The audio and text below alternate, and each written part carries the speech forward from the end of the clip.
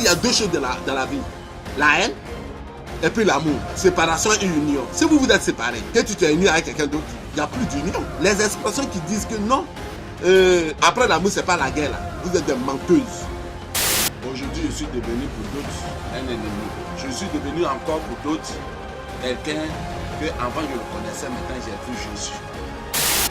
Alors, tout ça là, vous ne savez pas que plus tard, tes enfants subissent les conséquences de la moquerie au dehors.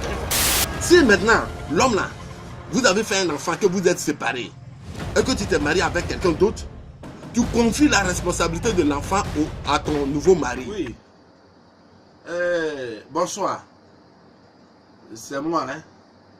Je suis là pour vous montrer les petits problèmes de couple, de femmes, de problèmes de la vie. Et en réalité, il y a beaucoup de choses que nous faisons, nous ne savons pas. Et tu es dans une cour commune avec quelqu'un. Tu ne parles pas avec la personne. Vous ne vous parlez pas. Et puis, tu sors quand il vient, peut-être il y a eu l'auto. Ou bien tu as eu un cadeau au dehors. Et puis, en rentrant dans la cour, tu commences à crier, à être heureuse. Et si tu es une femme, tu es heureuse. Tu ris, et tu chantes, et Dieu m'a sauvé. Dieu merci, oh, j'ai le bonheur. Et Dieu merci. Mais en disant tout ça là, tu interpelles la personne que vous ne causez pas ensemble. Alors, tes paroles, tes cris préoccupent la personne. Automatiquement, la personne commence à s'intéresser à vous. Alors, dès que la personne commence à s'intéresser à vous, la personne dégage son esprit vers vous, en voulant savoir ce qui se passe.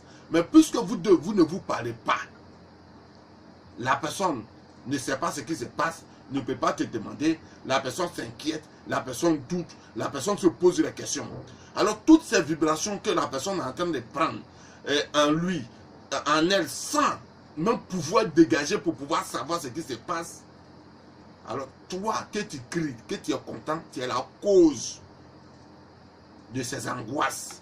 Tu deviens la cause de son angoisse, de son problème, de son inquiétude et de son envie de savoir. Et la manière aussi que tu cries et que tu chantes, tu veux prouver que Dieu t'a donné la grâce. Et en te donnant cette grâce, tu sais que quelqu'un ne parle pas à toi dans la boue, mais tu chantes et puis tu n'expliques pas ce qui se passe. Automatiquement, ça devient une forme de moquerie. Et cette manière devient une malédiction pour toi et pour tes enfants. Alors, tout ça là, vous ne savez pas que plus tard, tes enfants subissent les conséquences de la moquerie au dehors. Quand ils font quelque chose de net, tout se gâte et puis ça passe ce qui se passe, on accuse sorcier. Alors femme, si vous êtes dans une cour et que vous ne parlez pas à quelqu'un, n'exposez pas quelque chose sans donner la cause. Parce que quand tu exposes quelque chose, une joie, et que tu n'expliques rien, tu mets la personne dans l'inquiétude et cette inquiétude devient une malédiction au lieu d'une joie pour tes enfants. Bon, tu es une femme, tu te dis que tu es belle. Mais vous n'avez pas remarqué qu'une fillette de 2 ans, quand elle est couchée, elle est assise, elle est mal assise, qu'elle n'a pas porté caleçon, aucun homme ne peut regarder entre ses jambes. Vous n'avez jamais remarqué qu'un homme, quand il regarde net, il retire ses yeux en même temps et il s'énerve automatiquement. Il est capable d'appeler la maman de la personne et puis même jurer. Un enfant n'a qu'à porter caleçon. Et puis il s'énerve. Mais vous vous êtes jamais posé la question pourquoi quand il regarde entre les jambes d'une fillette de 2 ans et puis il va s'énerver. C'est l'énergie de entre jambes qui est l'aimant qui attire, qui est renversé. C'est une forme de la divinité que Dieu vous a donnée. Vous les femmes, c'est votre chance. Aucun homme n'a la possibilité, n'a la force, l'énergie plus élevée que la femme. La femme a toute force de la nature comme plus qu'un homme. Alors vous devez savoir que vous êtes la force de la divinité. Vous êtes la force de l'énergie, de la responsabilité. Grâce à vous, l'homme se sent à l'aise.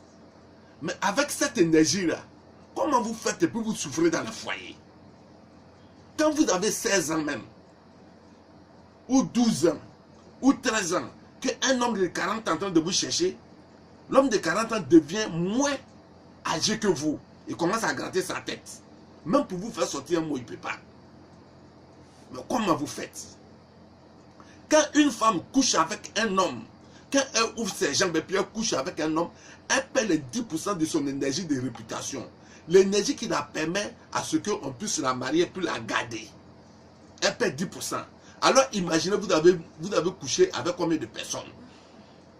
Alors si vous avez couché avec des gens et que vous avez perdu toute énergie, les gens vont vous aimer, mais ils ne pourront pas vous garder. Et à ce moment-là, vous allez vous précipiter dans les églises pour dire que c'est mari de nuit. C'est un mensonge. Tu as détruit tes énergies. Il faudrait que tu sois capable d'avoir un homme qui est capable d'accepter tes caprices et les énergies perdues pour que tu puisses les renforcer. Sinon, vous les femmes, là, c'est vous gardez l'humanité. Hein? Qu'un homme en train de vous chercher et que vous êtes dans la maison, s'il vous demande un coup que vous ne faites pas, il peut même se mettre à genoux. Mais comment se fait-il qu'il va vous commander? Alors respectez-vous. Respectez-vous. Aujourd'hui, là, la femme est en train de perdre la force de la divinité. Votre truc, ne donnez pas ça cadeau comme ça. Vous devez vous faire respecter. Vous devez savoir que c'est la seule énergie que Dieu vous a donnée pour que vous puissiez être l'être que vous êtes. Alors, il faudrait que vous sachiez que, à partir de maintenant, conservez votre énergie. Ne donnez pas à tout le monde. C'est ce que j'ai à vous dire. Merci.